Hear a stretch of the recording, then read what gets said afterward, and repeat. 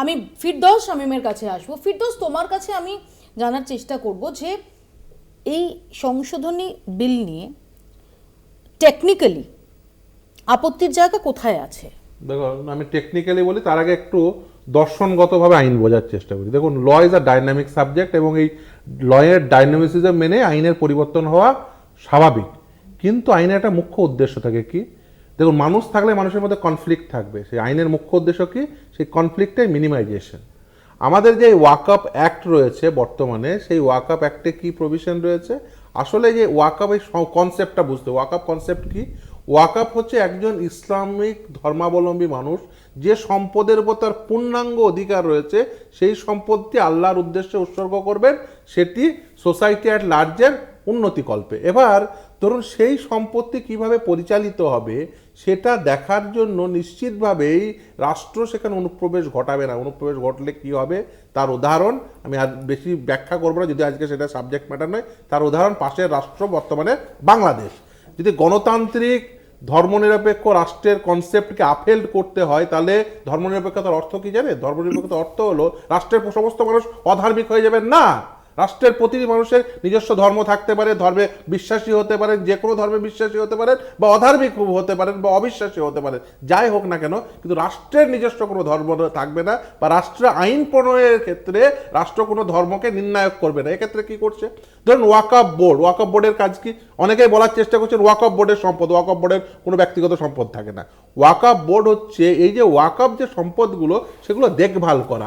এবং এই ওয়াকআপ বোর্ডে যখন বলা হচ্ছে যে একটা দুজন অমুসলিম ঢুকিয়ে দেওয়া হবে, আচ্ছা অমুসলিম ঢোকানো হবে কেন?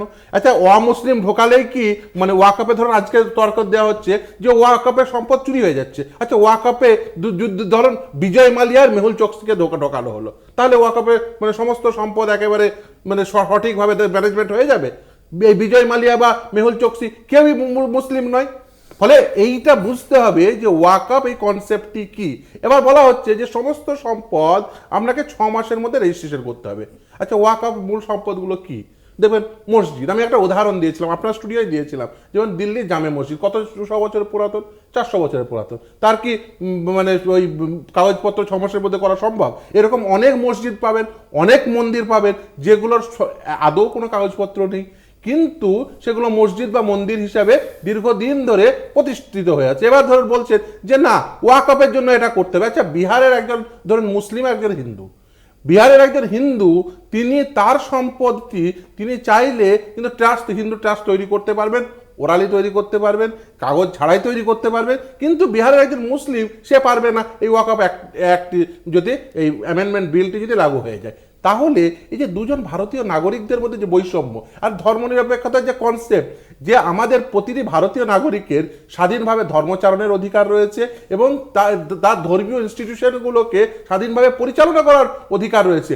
আপনি যদি মনে করেন যে ধর্মচারণের অধিকারে হস্তক্ষেপ করবেন রাষ্ট্র হিসেবে, তাহলে যেটা হয় রাষ্ট্রের যে কনসেপ্ট সেটা দুর্বল হয়। এই দুর্বল কনসেপ্টকে যারা মনে করছেন এই যে রাষ্ট্রকে দুর্বল করার জন্য সংখ্যাধিক্যের কারণে তারা দুর্বল করবেন, আমি বলবো তারা নিজেদের বিপদ ডাকছেন। আরেকটি কথা বলে দিই, বিমলদা বলার সময় বলছিলেন যে এই যে কৃষক নেতারা আন্দোলন করছিল, তারা তো ভোটে দাঁড়িয়ে 1100-700 ভোট পেয়েছে।